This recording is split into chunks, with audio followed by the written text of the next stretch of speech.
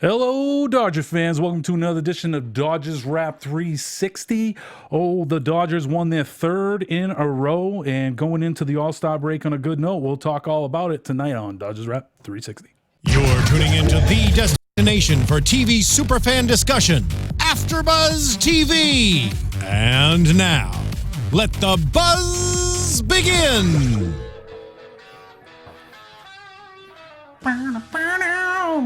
Oh, yeah. Dodgers in their winning ways going into the break. You gotta love it. Alongside former Toluca Lake Little Leaguer Hunter Marks, I'm Mike Conley. This is another edition of Dodgers Wrap 360, our weekly rudderless discussion of all things Dodgers. How you doing, Dodger Nation? Well, I'm trying not to get too excited about it because it's just the Padres, but 3 out of 4 from any team. Not bad. Great way pretty to head good. into the All-Star break. Great way, you know? And, you know, you gotta give it up to Kenta Maeda, you know? I mean, he's kind of like taking upon himself with Kershaw going down that, hey, I'm going to step up and be the ace that's needed by this team. And it's great to see. He had kind of his rockiest outing earlier in the week. Probably his worst outing, definitely as a Dodger. And then Followed by his best. You know? Today, what? Seven 7 innings, 13 Ks, 2-hitter, no walks. No walks. 13 Ks and no walks. This was clearly his best outing as a Dodger. Going into the season was kind of a big question mark. We didn't know what we were getting with him. But he's got his 8th win now, so he's really kind of exceeding expectations. Yeah. You gotta love it. I mean, and you know, quite possibly an all-star snub. I mean, he's got an ERA sub-3, and you know, he's just been dealing. And I think, you know, getting the 7 innings today, this was like his first time going 7 since like back in April, I think. So yeah. it was good to have the pen, you know, not have that tax, and they were able to just get in there, get 7 strong. Get Blant, and he didn't even throw 100 pitches, and then get to Blanton and Kenley, which is showing up as a good 8-9 punch in the 8th inning and 9th inning. Absolutely. Blanton's emerged, you know. You got to get excited. I mean, you know, going into the All-Star break, you obviously want to be, you know, on the winning side of things. So to win 3 in a row going into the break, albeit versus the Pods. Nevertheless, still a win is a win. We'll take it. A win is a win. We'll exactly. take it. I mean, we got 19 versus the Pods, right? I mean, hey, we might as well win them. When you're 6.5 behind the Giants, you'll take anything you can get. Right? Right. So, I mean, and 6.5 ain't that bad, you know? I mean, for where we were like a month ago, it's looking pretty good. Bats are swinging. Guys are starting to hit. Big thing is we're coming off injuries. And guys are getting back into the lineup healthy. Now, the rotation's starting to take a little shape, which is good. So once we get Kershaw back, we'll really know what we have. Yeah, and there was a lot of talk kind of early in the season about the Dodgers really having a lot of pitching depth in the starting staff. And then it's just seemed like injury after injury befell them. And I think they've lost more games to the DL, like guys being out, than any other team in the league. So...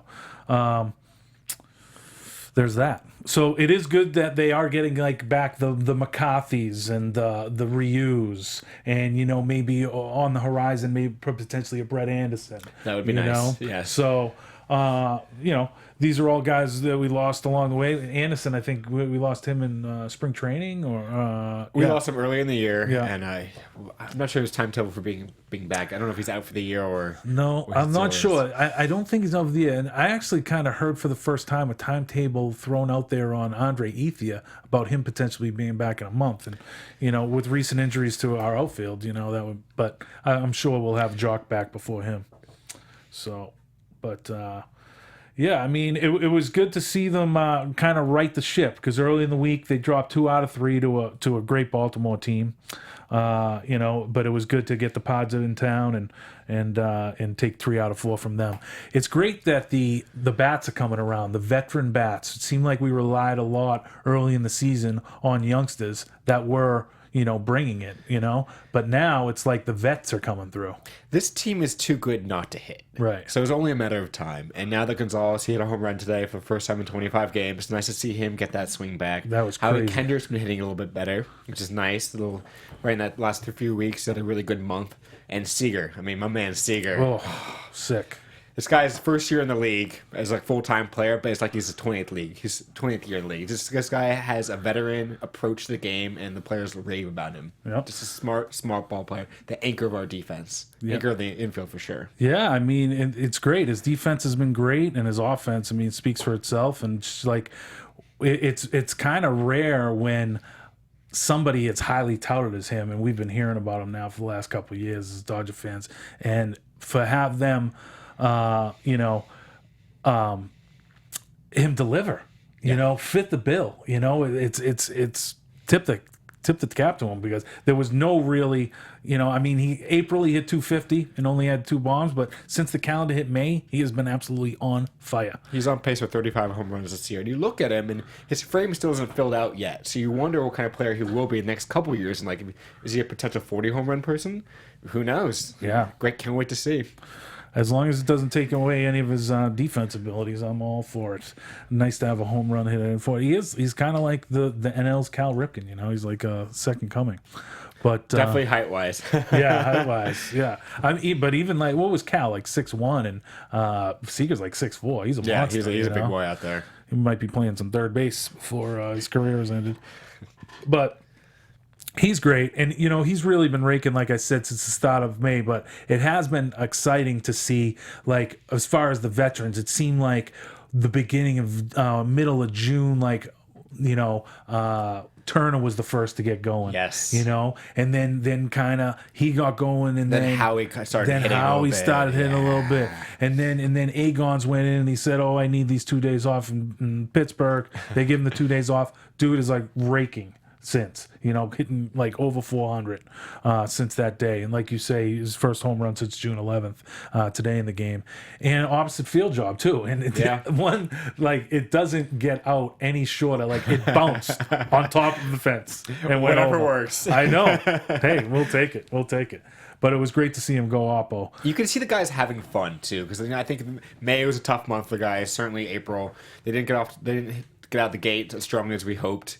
But this is the perfect way going into the All-Star break. Let's see the guys can regroup, and we'll see how Friday, when we first game back, how we do. Yeah, and it's good. They're playing pretty well right now. Like I say, 3 in a row, 8 winners of 8 of their last 11. Yeah, and so making the trek down to San Diego tonight, Corey Seager and Kenley, and Kershaw obviously got named to it, but he won't go because he's hurt. But he did pitch out of the bullpen today, 20 pitches. Yeah, starting to resume some baseball activities, which is nice to see. Anytime, the sooner the better we get him back. Yeah. The scarier it is for everyone else. Yes, exactly. And, this will be good to, it's happening at the right time of the year. So we can kind of see these other pitches and who's going to step up and who isn't. So, because, I mean, really, all these guys are pitching for a job because when Kirsch comes back, exactly. Who wants so it, it's guys? kind of a good thing, to see. And, with the effort that McCarthy gave, his first time out. And, did he go, did he pitch last night too? Yeah, Saturday? Yeah. Fact check. But, he looked good his first time out. And Kazmir pitched last night. But it was Kazmir. Kazmir. Okay. Who's had an up and down season. Like some games he looks brilliant, and in other games he looks lost. Yeah. But you're really another veteran, smart, crafty left-handed pitcher. He'll find his way. Yeah, I hope so. The ERA is a little higher than I would like right now, but again, it's first half of the season. Yeah, he seems like a kind of a Jekyll and Hyde guy. Sometimes, he's got that fastball command, and he looks like, the stud pitcher he was when he made the All-Star game a couple years ago with Oakland. And then, other times he just looks like the guy that was, playing independent league baseball not too long ago. But, hopefully he can right the ship. But, I mean, oh, man, to see Maeda come out with that effort today, 13 Ks and no walks, it's just... And it says a lot about the guy's mettle coming off of like that bad start. And Dave Roberts said a little bit about it today in the post game, of like you could see it in Kent's eyes today. He really wanted the ball and wanted to kind of right the ship for having that like. And it seemed like he had the fastball going.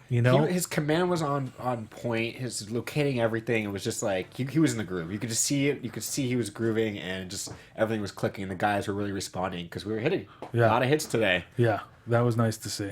So I mean the the fastball command is really the key for Kenta, because like once he doesn't have it, then he ends up going away from it and throwing his off-speed stuff too much, and they end up sitting on it, and that's when he gets hit around a little bit. So it was good to see him get back to working in that fastball, and hopefully that continues, and because obviously the Dodgers are going to need him going forward, especially over these next 2 to 3 weeks or however long it takes to we get Kersh back. So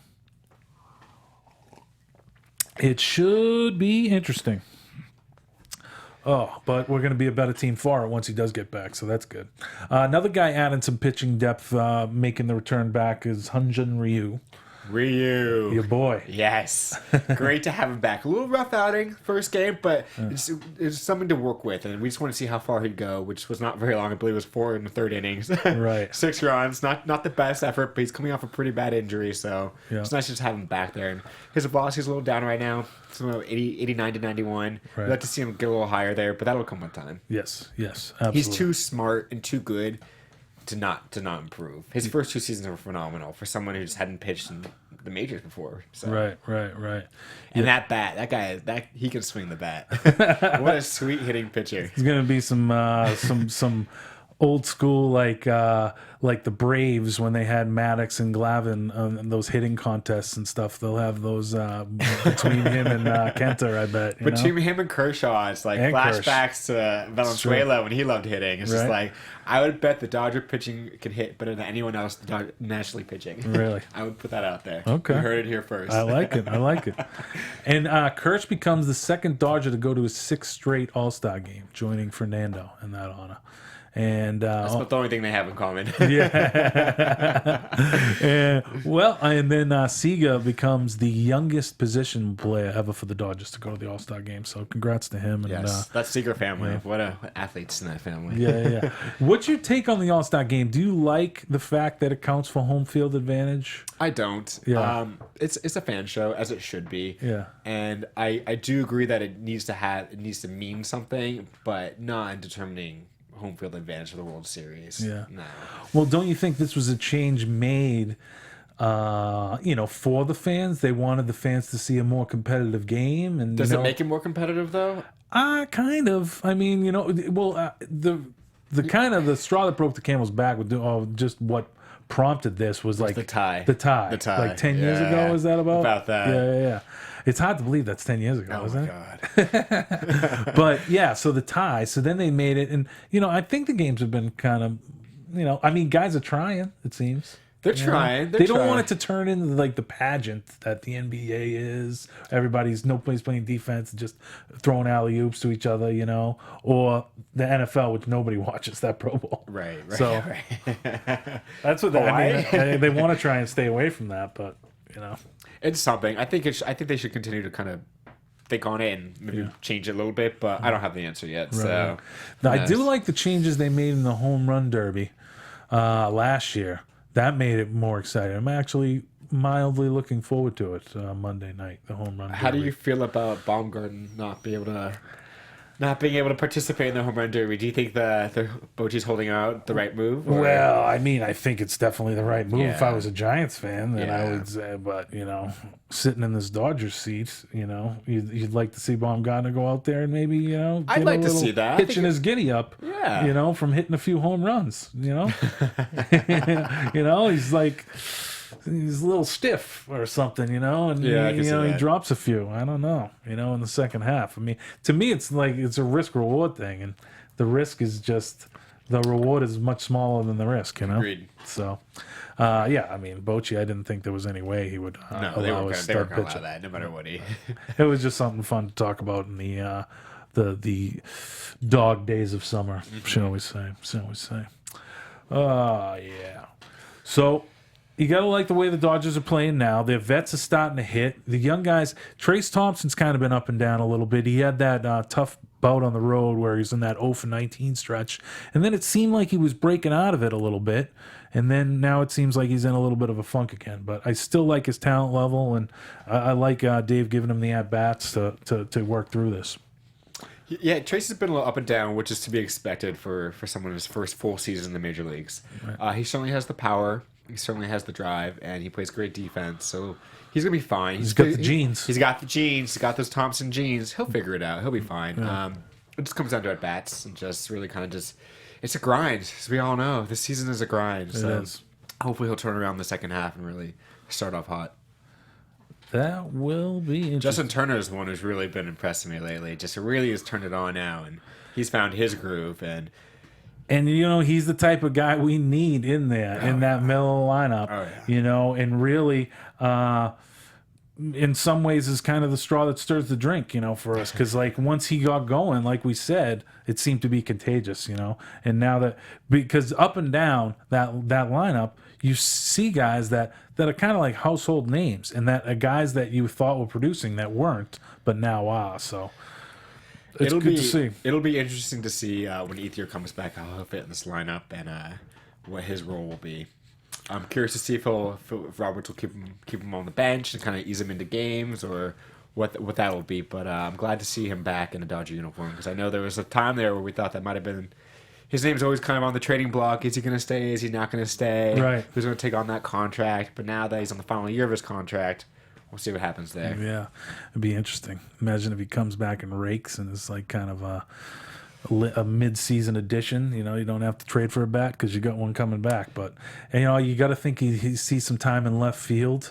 But now since he came back from the DL, Puig's starting to hit. He's hitting about, I think, something like 330 since he's come back from the DL. So that's impressive. And if he can keep that up, seems like he's taking a lot more pitches. He's seeing the ball He's taking better. some walks. Yeah. It's good to see going the other way with some and not just trying to, crush it every single time. So that's good to see, and definitely a guy that the Dodgers are gonna need going forward. How about Yasmani Grandal this week? Announces his presence with authority. 5 for 5, 3 home runs. Yasmani, where have you been? Where have you been? Welcome back. Man, I'll tell you, Hidden below the Mendoza line there, but he certainly found his bat that night, and hopefully he can take this one again to the second half and really start doing it, because his presence behind the plate is so key to this pitching staff. Like AJ Ellis is great, and he's the man for Kershaw, but Grandal is the guy to all the other pitchers, and we need him back here. We need him to hit. Exactly, and that really kind of was when you look, like you're saying, up and down the lineup, and we got hitters at every position. That, up until this week was kind of a position, and then you line up, you were looking like, oh, maybe we should be in the market for a Jonathan Lucroy or somebody like that. If the catcher position is going to be a black hole, because it was, and so now the other black hole was right field for a while. So now it looks like, with Puig's emergence and Grandal getting it going now, he's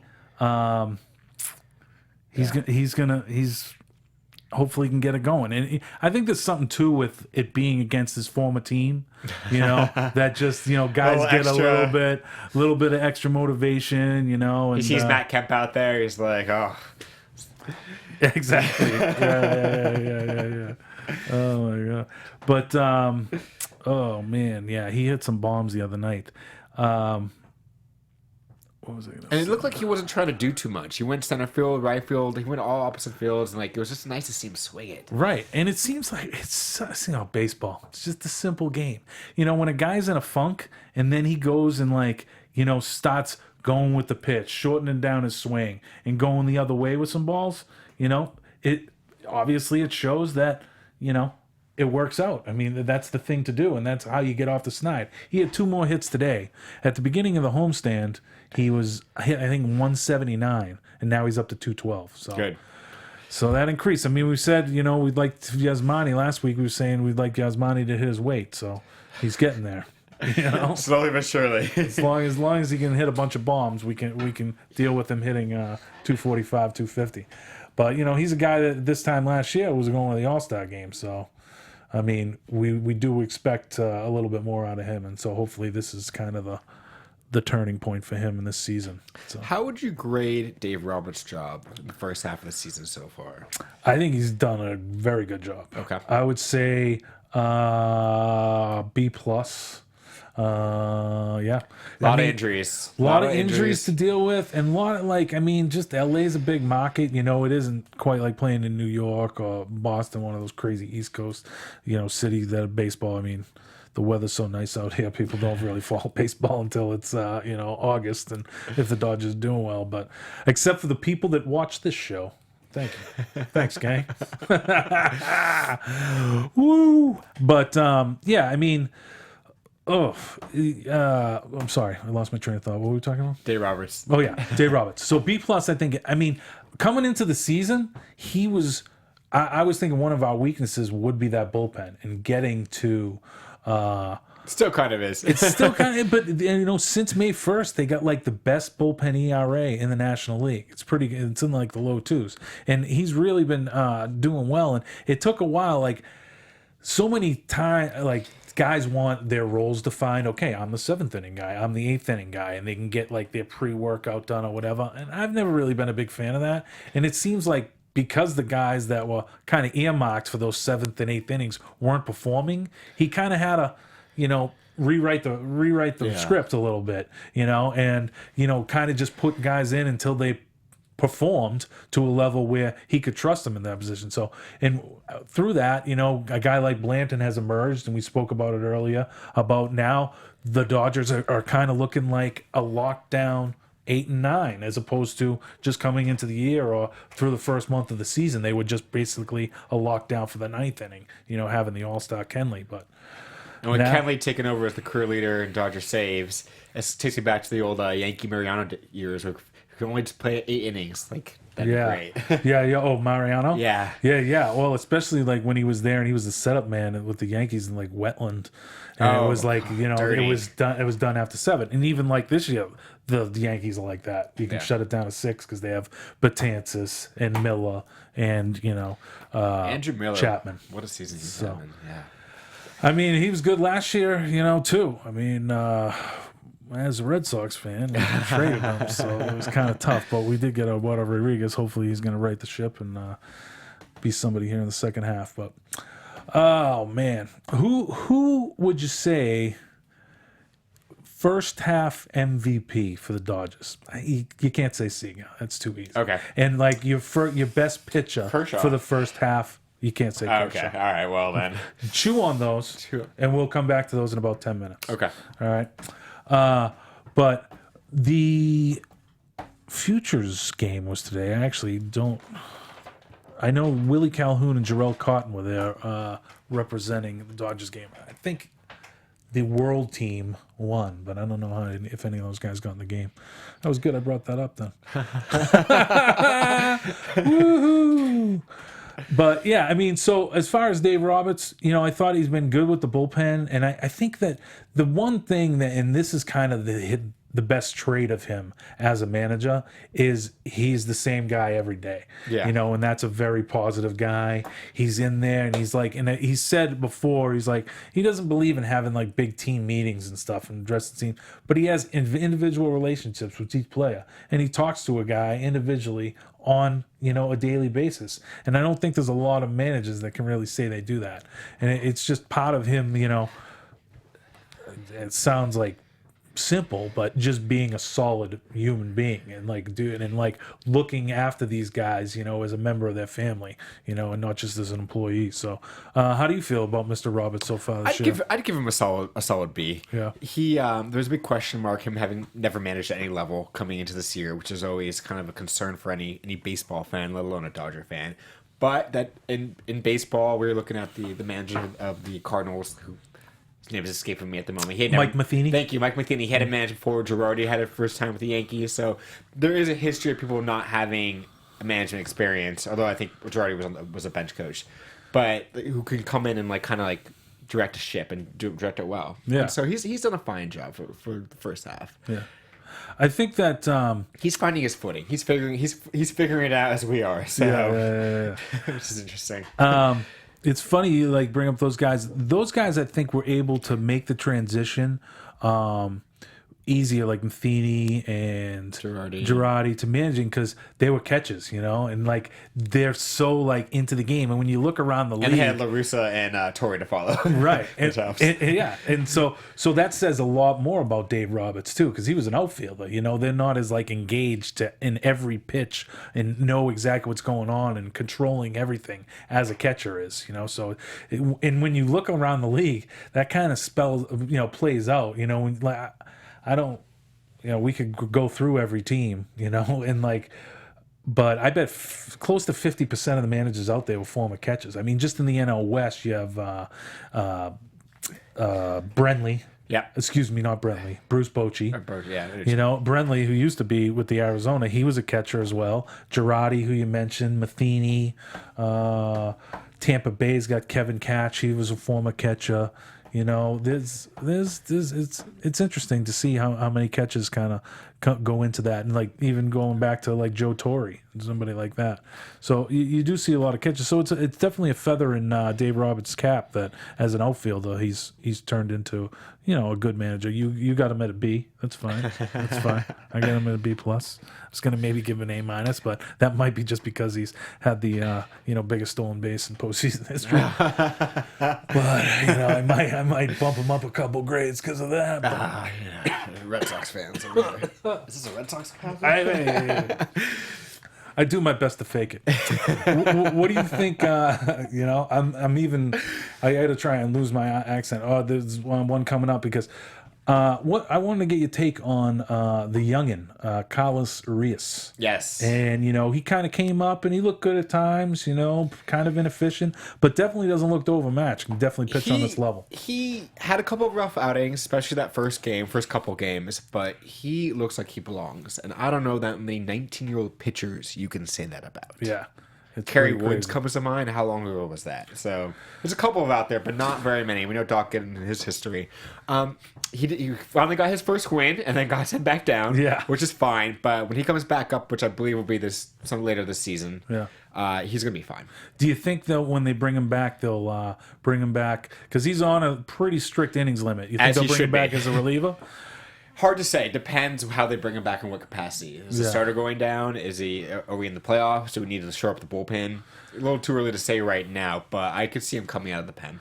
Yeah, because I mean, it's just like it's either okay, if you're coming up, and it seems like he's maybe gonna have like 30 innings left. It's like 30 to 40 innings, so it's like a case because the guy you mentioned just a little bit ago, Kerry Wood. That's a good cautionary tale. You gotta. Because he's out of baseball like 5 years after throwing that 20 strikeout game. So it's like, it's you got to take care of these guys when they're young.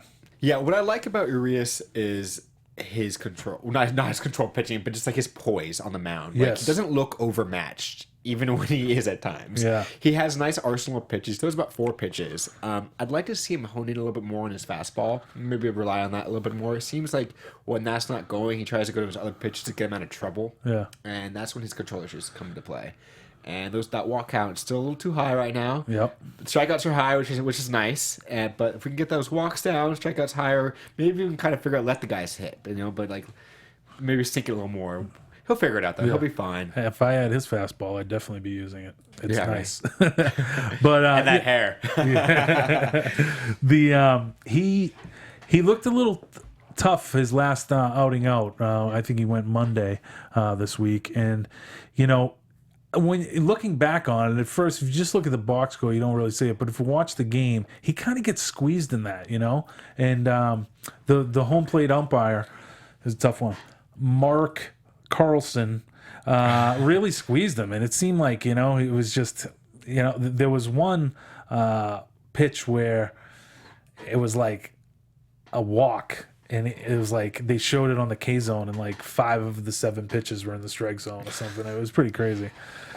But hey, you look back. I watch like old footage because that thing has really ruined the umpires having that thing right beside. Yeah. And it's like I was watching. I saw some old Red Sox footage of like when Clemens struck out 20 Mariners in '86, and because it was like the 30-year anniversary earlier this year, and I was watching it, and it's amazing some of the strike calls he gets, like 6 inches off the corner, and it's like he's ringing him up, and it's just like, wow.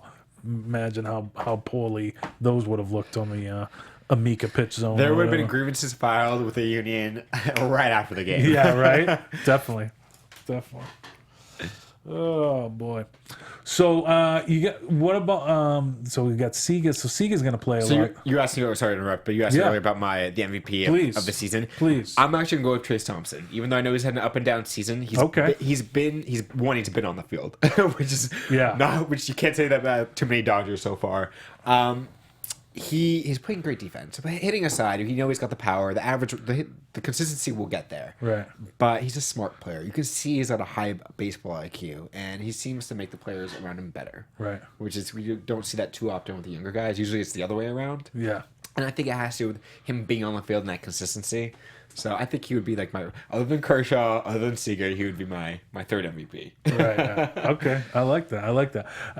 It was shortly after I was asking you the question, I was like, wow, I don't think I can come up with anybody. Because if it isn't Seager, he's definitely been the most consistent, the guy to kind of carry him offensively. And like we say, all the young guys were hitting good at the beginning of the year, and then they've kind of dipped down a little bit and. Which is usually what happens. Yeah, but the vets are coming on. I don't know who I'd have to go with there. I think I'd maybe go Chase Utley.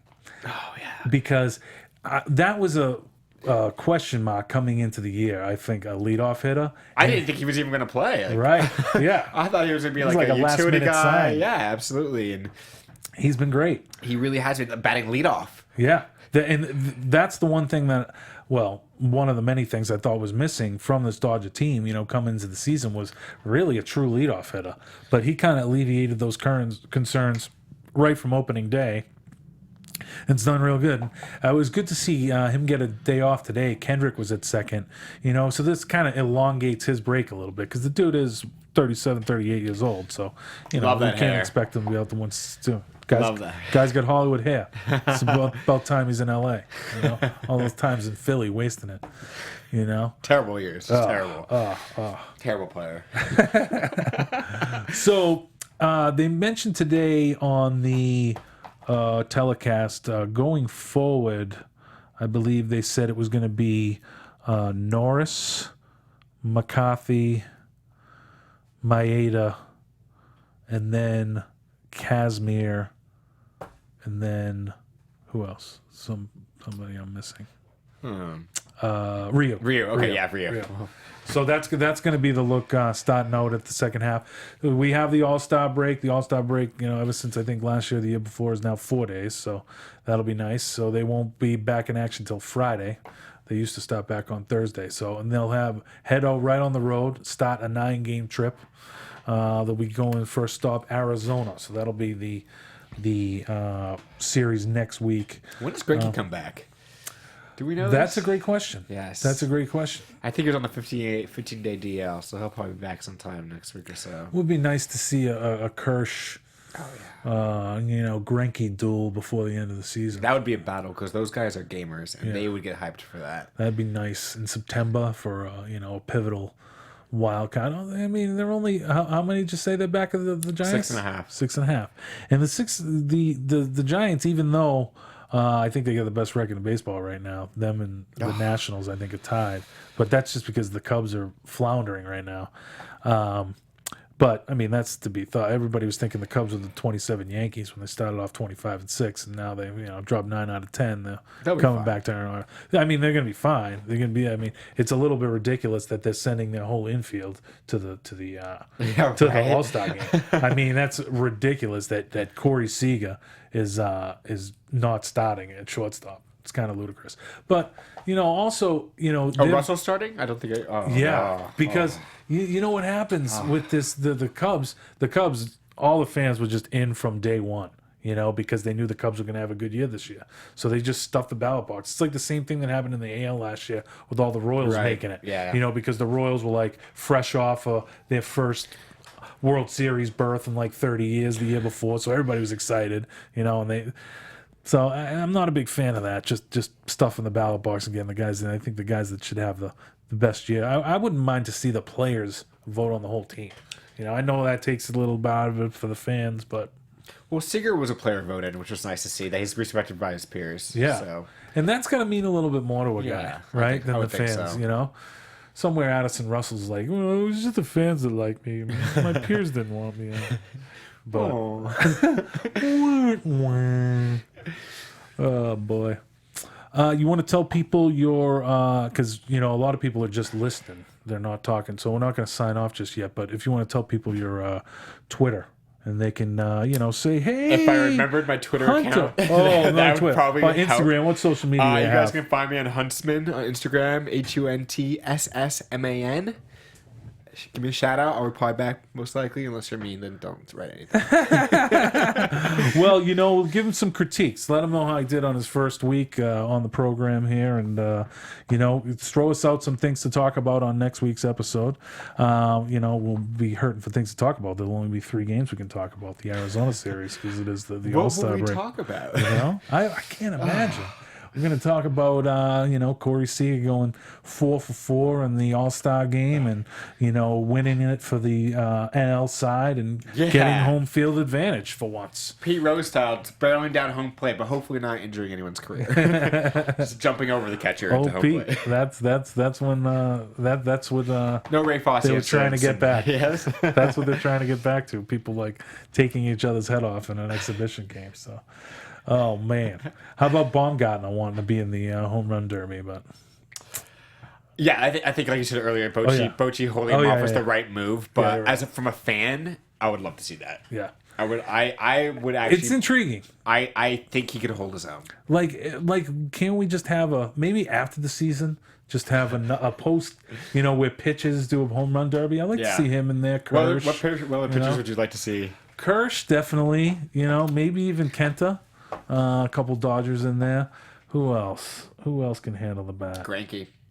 Greinke, definitely. He was one of our best hitters last year. He was. That is sad. That guy can rake it. Oh my god. That is sad.